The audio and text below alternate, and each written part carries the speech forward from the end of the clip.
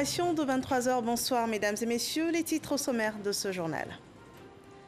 Coopération Côte d'Ivoire-France, le chef de l'État Alassane Ouattara a été reçu en début de soirée ce mercredi par son homologue français Emmanuel Macron au palais de l'Élysée. Les deux personnalités avaient au menu de leurs échanges les relations entre leurs deux pays, la situation socio-politique et ivoirienne et la situation sécuritaire dans le Sahel. Dans ce journal, un dossier spécial sur les personnes en situation de handicap dans la ville de Bouaké. Leur quotidien a été scruté par Kwadio Kwame, un dossier qui met en lumière les difficultés mais aussi les opportunités qui s'offrent à ces personnes.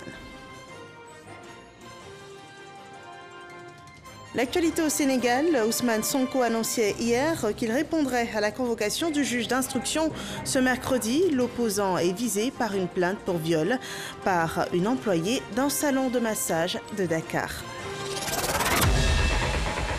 Bienvenue dans ce 23 h. Coopération Côte d'Ivoire-France au palais de l'Élysée. Ce mercredi, le chef de l'État ivoirien Alassane Ouattara a été reçu par son homologue français Emmanuel Macron.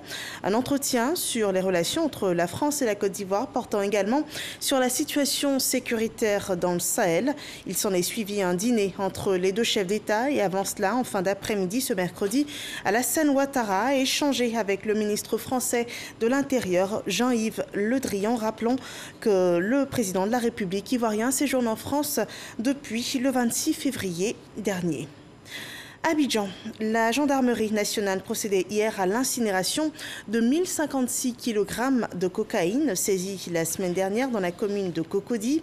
Le procureur de la République, Adou Richard, et le général de corps d'armée, Alexandre Apalo Touré, participaient à cette opération dont nous parle Laure Goretti et Alexis Ouetraogo.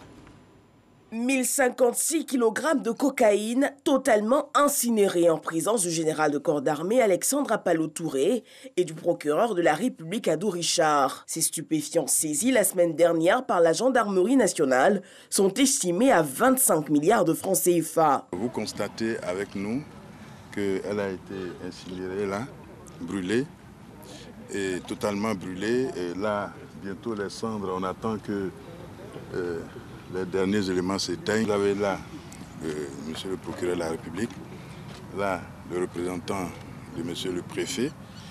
Donc tout le monde est témoin que ça a été bien brûlé.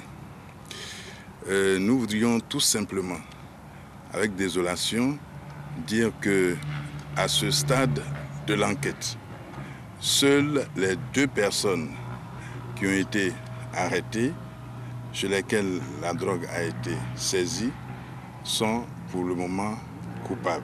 Une infime partie a été mise sous scellé pour la suite de l'enquête et les besoins de laboratoire. Lorsque les personnes sont déférées, le dossier, en ce qui concerne ce genre de dossier qui a des relents internationaux, c'est confié à un juge d'instruction. Et il a besoin, lui, le juge, d'avoir une partie du scellé. On ne pouvait pas tout détruire. Également, pour les besoins aussi de laboratoire, on a conservé une partie. Et pour les besoins de la brigade cynophile, parce que sachez bien que c'est les chiens renifleurs qui permettent aussi, à travers, n'est-ce pas, l'entraînement qui leur est effectué avec la drogue, de pouvoir déceler les colis qui sont, dans lesquels il y a de la drogue. Donc c'est pour ces besoins-là qu'on a retenu une infime partie. J'ai dit bien une infime partie. On est clair sur les termes. Et ça, c'est pour les besoins de la procédure et donc pour la science. Notons que 2 suspects ont été interpellés suite aux investigations et les enquêtes restent en cours pour identifier le circuit de ces produits. Le général de corps d'armée rappelle que ces hommes veillent à la sécurisation du territoire pour lutter contre toute forme de criminalité. L'actualité en Côte d'Ivoire, c'est aussi la campagne pour les législatives 2021. Elle est à son 6e jour. Les candidats sont à l'assaut des populations au sein des circonscriptions électorales. Si la plupart sont à leur première expérience, d'autres sont à la reconquête d'un second mandat au Parlement de Côte d'Ivoire sur tout le territoire national. Ils multiplient les meetings afin de convaincre les populations de leur accorder massivement leur suffrage le 6 mars prochain. Ils sensibilisent également sur la tenue des élections dans un climat de paix. Cette étape du processus électoral s'achèvera demain, jeudi 4 mars 2021, à minuit. Et en rapport avec ces élections, la CEI a décidé de retirer un candidat de la liste définitive à Akupé Begwefin. Et dans ce cadre, le directeur des études et de l'éducation civique à la commission électorale indépendante, Edouard Djoussou, était sur le plateau de l'édition du 13h. Un extrait de son intervention. La commission électorale indépendante porte à la connaissance de la communauté nationale et particulièrement des électeurs des circonscriptions numéro 145 Akupé Begwefin, commune et sous-préfecture, que le nommé Atse Wilson Desmond, commissaire à la commission électorale régionale du Gor, a présenté sa candidature à l'élection des députés du 6 mars 2021 sous le nom Atse Wilson Stevens.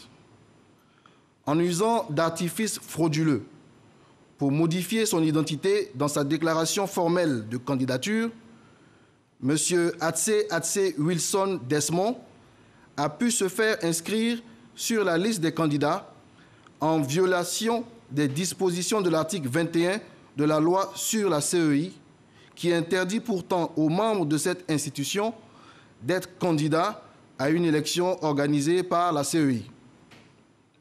Au regard de ce qui précède, la commission électorale indépendante décide du retrait de M. Atse Wilson Stevens de la liste définitive des candidats retenus pour l'élection des députés du 6 mars 2021 dans la circonscription électorale numéro 145 Akupé Begwefin, commune et sous-préfecture, et ce, sans préjudice des mesures disciplinaires et des poursuites pénales qu'elle se réserve le droit d'engager à l'encontre de M. Atse Wilson Stevens.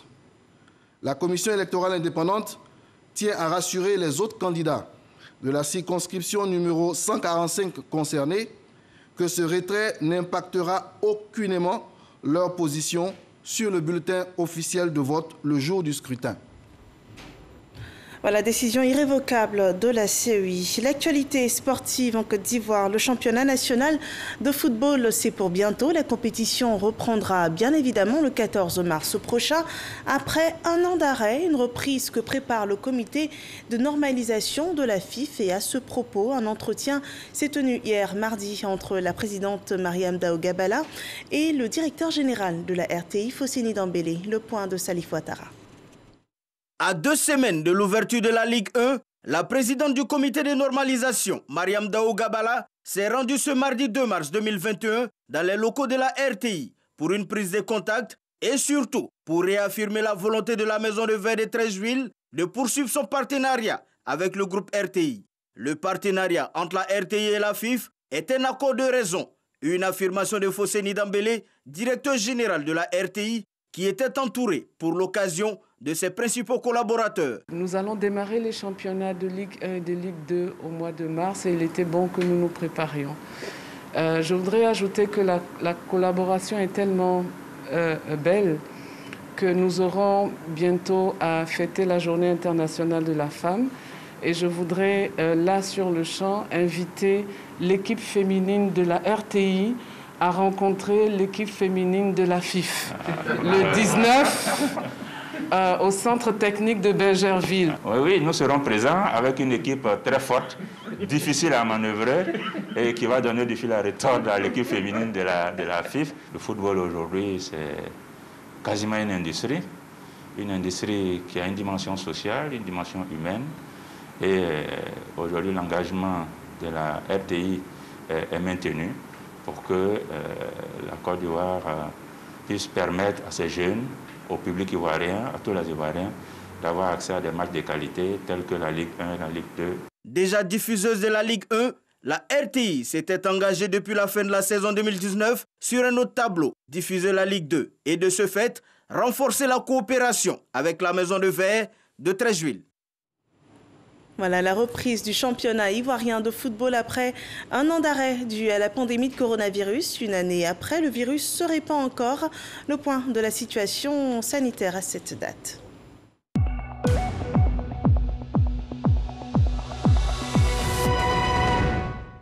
Avec le coronavirus, les jours passent et ne se ressemblent pas. La courbe des cas est en hausse. 356 nouveaux cas de Covid-19 ont été recensés ce mercredi 3 mars 2021 par le ministère de la Santé et de l'Hygiène publique. Un point de la situation sanitaire qui enregistre également 171 nouvelles guérisons et un cas de décès.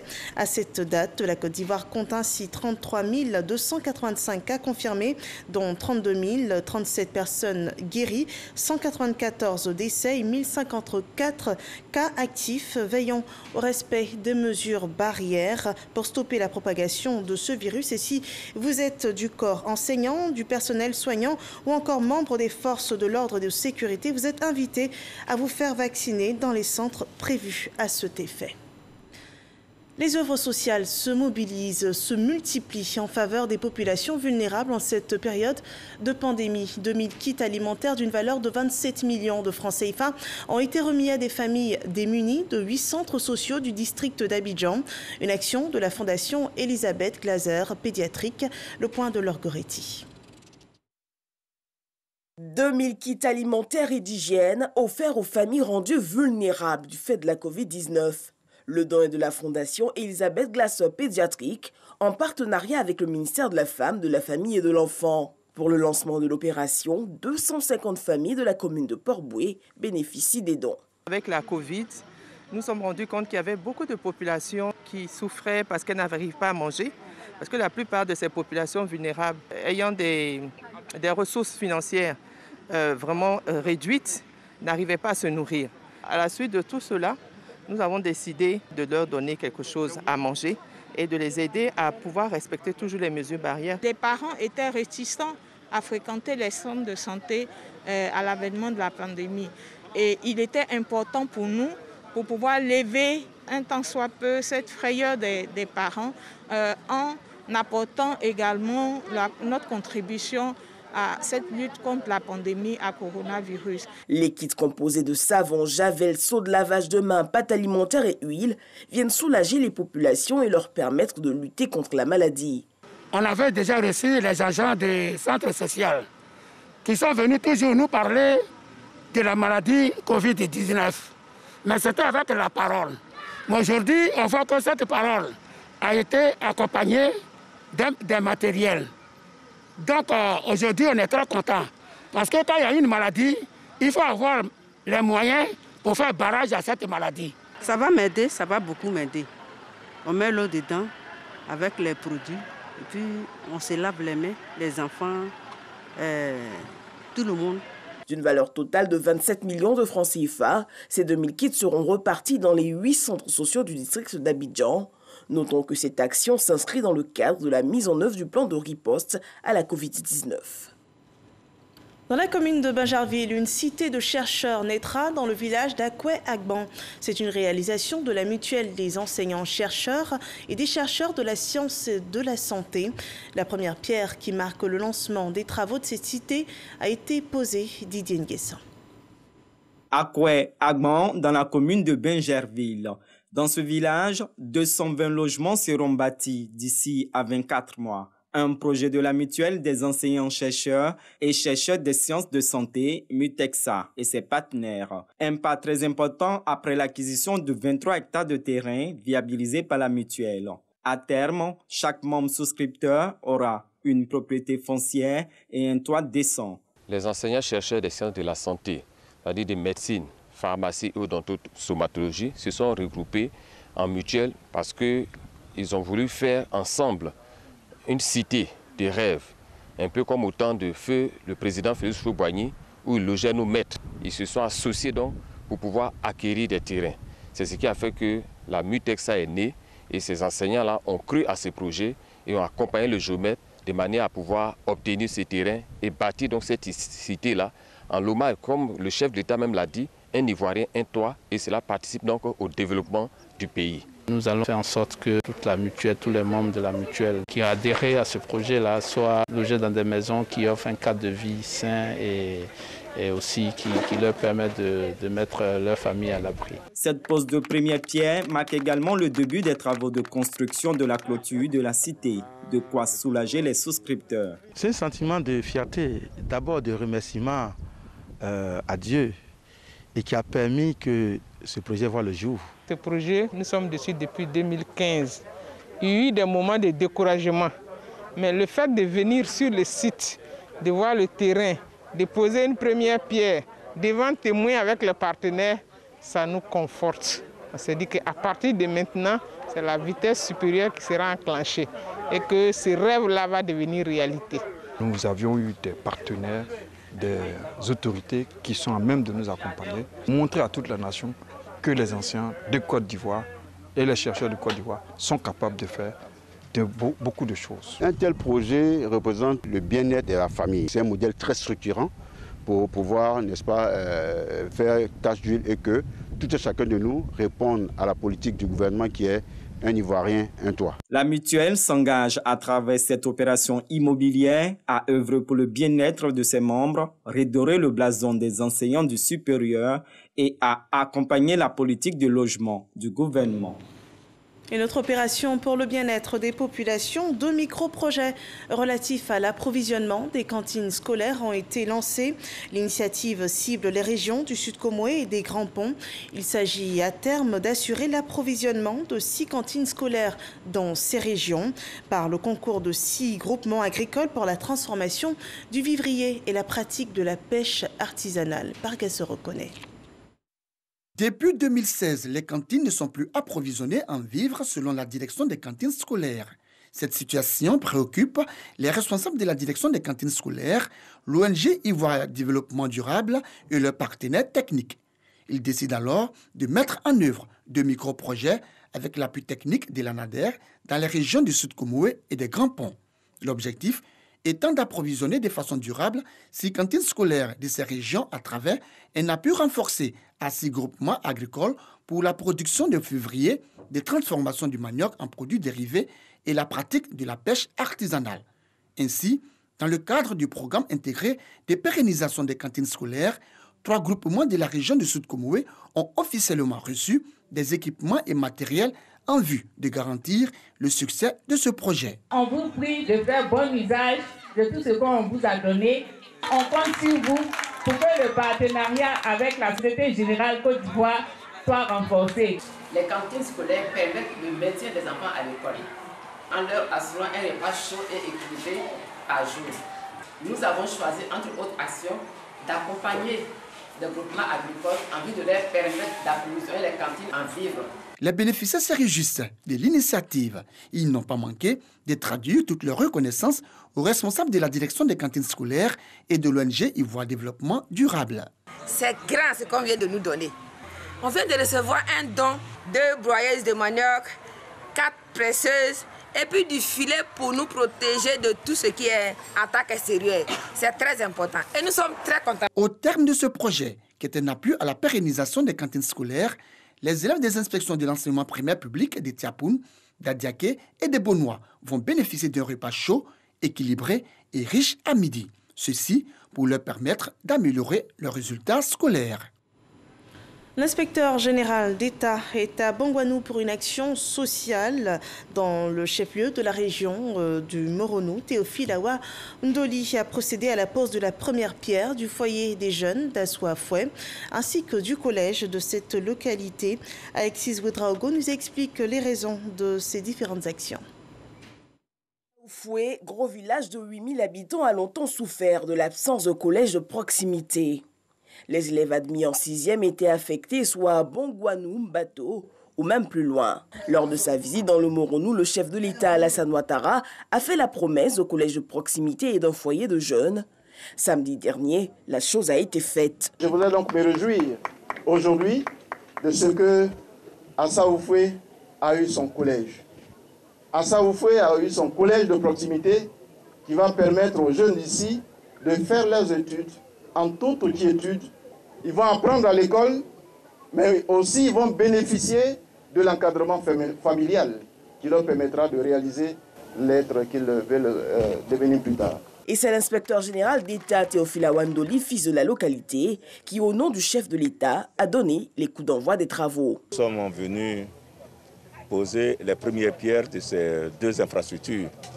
D'ailleurs, comme vous avez pu le constater, en réalité, pour ne pas perdre le temps, l'entreprise a déjà commencé.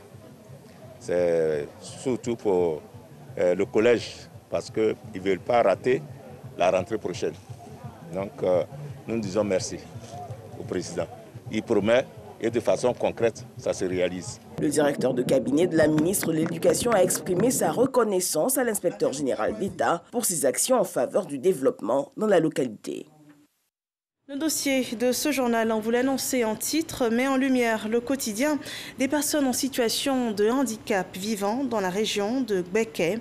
C'est une idée de reportage de Kwasio Kwame. Le handicap se définit comme une déficience congénitale ou acquise des capacités physiques ou mentales, un désavantage qui met en état d'infériorité. Tous sommes donc des handicapés en sursis. Alors pourquoi ce refus d'accepter ou se moquer des personnes vivant avec handicap? Les concernés souffrent dans leur chair et dans leur esprit dans tous les compartiments de la vie. D'abord, la vie sentimentale. Il était tombé amoureux d'une fille. Une fois, il y a la camarade de sa maman qui est venue, dit non, que toi tu es venu dans le village là. C'est lui là, tu as vu comme garçon dans le village là. Si tu veux une fille, c'est pour dire que tu es un film et tu peux pas accepter. Difficile surtout de supporter les regards teintés de raillerie du voisinage. Je marche pour aller au marché, les gens se moquent de moi en disant que je suis handicapée. Je fais la restauration.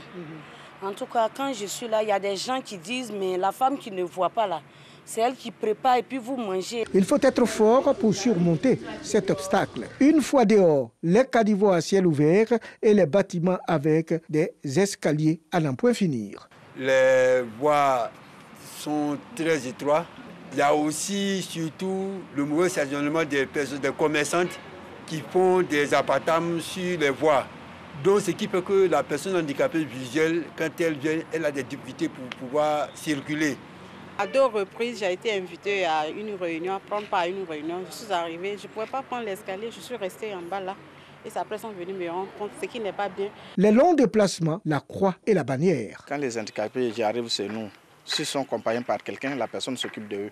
S'ils ne sont pas faits pour accompagner, on a nos apprentis, les chargeurs qui s'occupent d'eux pour mettre les voiturettes dans le coffre. Et puis vraiment, on s'occupe d'eux jusqu'à la destination. Pour le transport, par exemple, pour aller sur Abidjan, beaucoup demandent aussi que la personne soit plus payée. Il paye lui-même son transport. Deuxième, il faut payer encore la voiturette qui va rentrer encore dans le transport. Surtout dans les taxis aussi, c'est très difficile pour que la personne puisse rentrer dans les taxis, même beaucoup qui refusent, qui ne trouvent pas l'utilité de prendre la personne handicapée. La personne vivant avec handicap est-elle tenue de vivre en réclusion? Il y a certains qui se disent que nous ne sommes pas des hommes, que nous sommes des diables ou bien des génies. Que donc, en nous voyant, soit ils doivent cracher ou bien courir aller à la maison automatiquement pour ne pas nous rencontrer. Puis il y a aussi des personnes qui prennent les albinos pour faire des rituels. Heureusement, à l'université Temple du Savoir, les étudiants handicapés bénéficient de meilleures conditions de vie et d'études. Au sein de l'université, nous n'avons pas de grands soucis ici. Nous sommes exonérés au niveau des inscriptions à 50%. Aussi au niveau de la bourse, nous n'avons pas de soucis. Tous ceux qui déposent la bourse ont la bourse. Au niveau de l'accès des amphis, il y a des rampes qui sont là. Pour ceux qui sont en fauteuil roulant, ils ont l'accès à ces amphis et aux salles de TD. Pour le premier responsable chargé de la pédagogie et de la recherche, toutes les universités modernes sont dans la dynamique d'une éducation inclusive. Pour nous, l'étudiant handicapé est un étudiant comme tous les autres, mais à qui l'institution se doit d'apporter les appuis qu'il faut pour qu'il puisse réaliser de façon pleine sa mission, c'est de venir se former et être diplômé de notre établissement. Pour la Fédération des personnes handicapées, les conseils régionaux et municipaux doivent intégrer les personnes vivant avec handicap pour la prise en compte de leurs préoccupations. Si le vote est un droit pour tout un chacun, on doit pouvoir inscrire ça au niveau du code électoral, que ce soit plus accessible aux personnes en situation de handicap. Un élément aussi qui est très fondamental, que je répète encore, c'est surtout l'implication des personnes en situation de handicap dans les instances de décision. Réaction de la mairie. Il y a la loi qui prévoit quand même un certain nombre de places pour, n'est-ce pas, les handicapés. Mais cela dépend des handicaps. En ce qui concerne le conseil municipal, on sait qu'il y a des handicapés qui ont des capacités, des potentialités qu'on peut bien exploiter et capitaliser. Signalons que dans nos agglomérations, il n'existe aucun espace de distraction pour les personnes vivant avec handicap. Toute chose qui amène Kofi Innocent à se battre bec et ongle pour la défense des intérêts des personnes vivant avec handicap. Actuellement, j'ai eu le master en droit public. Mes objectifs, je voulais devenir avocat pour défendre le droit des personnes handicapées aussi. J'avais voulu aussi être à l'école nationale de l'enseignement supérieur, pouvoir enseigner aussi les personnes qui n'entendent pas, pouvoir les encadrer pour les amener à grandir aussi ensemble. L'intégration des personnes vivant avec handicap à la fonction publique est une réalité, mais cette intégration n'a pas encore atteint sa vitesse de croisière. En milieu urbain, ces personnes handicapées sont de plus en plus acceptées par les populations. Cette année, par exemple, au niveau national, il y a eu un recrutement de 200 personnes handicapés à la fonction publique. Et au niveau de la ville, disons au niveau de la région de Beké, il y a 4 personnes qui ont été recrutées à la fonction publique.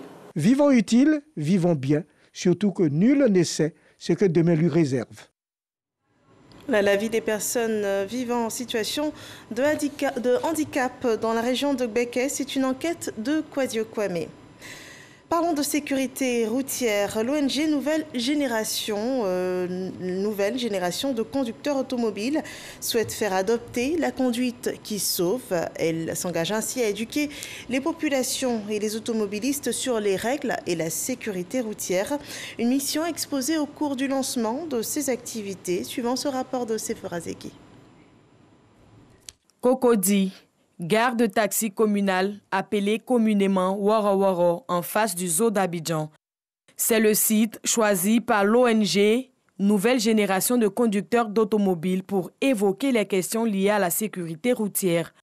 En Côte d'Ivoire, 94% des accidents de la circulation sont liés à l'indiscipline des conducteurs et des usagers.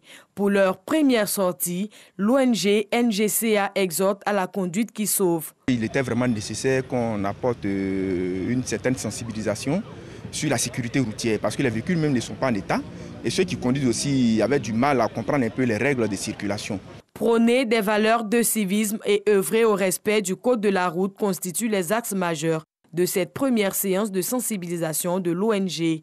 Une initiative soutenue par la Direction générale des transports. Les responsables appellent à des actions concrètes. Alors l'ONG est la bienvenue et l'ONG s'appelle Nouvelle Génération des conducteurs d'automobiles. Donc nouvelle génération ne veut pas dire ceux qui sont très jeunes, mais veut dire l'esprit nouveau.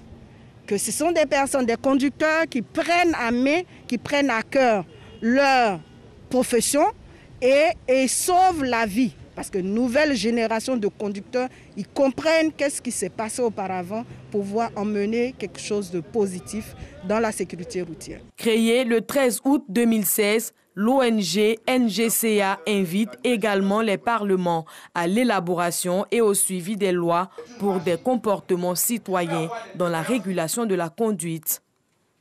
L'actualité hors de notre pays, au Sénégal, pour éviter que le pouvoir ne lui colle un motif de rébellion qui peut lui valoir 6 mois de prison, Ousmane Sonko a décidé finalement de répondre à la convocation du juge ce matin, bien qu'il affirme ne pas faire confiance à la justice sénégalaise. L'opposant est visé par une plainte pour viol par une employée d'un salon de massage de Dakar. Le président du parti PASTEF, arrivé 3e à la dernière présidentielle, a de nouveau dénoncé un complot politique et accusé directement le président sénégalais Macky Sall. Au Bénin, l'opposant Sébastien Ajavon, en exil en France, a été condamné lundi dernier par contumace à 5 ans de prison ferme pour faux, usage de faux et escroquerie par la Cour de répression des infractions économiques et du terrorisme du Bénin. Sébastien Ajavon avait déjà écopé en 2018 de 20 ans de prison pour trafic de drogue. L'un de ses avocats, Maître Julien Ben Simon, dénonce une nouvelle affaire politique. Et nous rappelons cet entretien ce mercredi soir en France, au palais de l'Élysée, entre le chef de l'État ivoirien Alassane Ouattara et son homologue français Emmanuel Macron. Un entretien sur les relations entre la France et la Côte d'Ivoire, portant également sur la situation sécuritaire dans le Sahel. Il s'en est suivi un dîner entre les deux chefs d'État et avant cela, en fin d'après-midi, ce mercredi, Alassane Ouattara échangeait avec le ministre français de l'Intérieur, Jean-Yves Le Drian. C'est la fin de ce rendez-vous d'information. Merci de nous avoir suivis. Prochain point sur l'actualité en Côte d'Ivoire sur RTI 1 à 6h30 avec Régis Kofi. Portez-vous bien.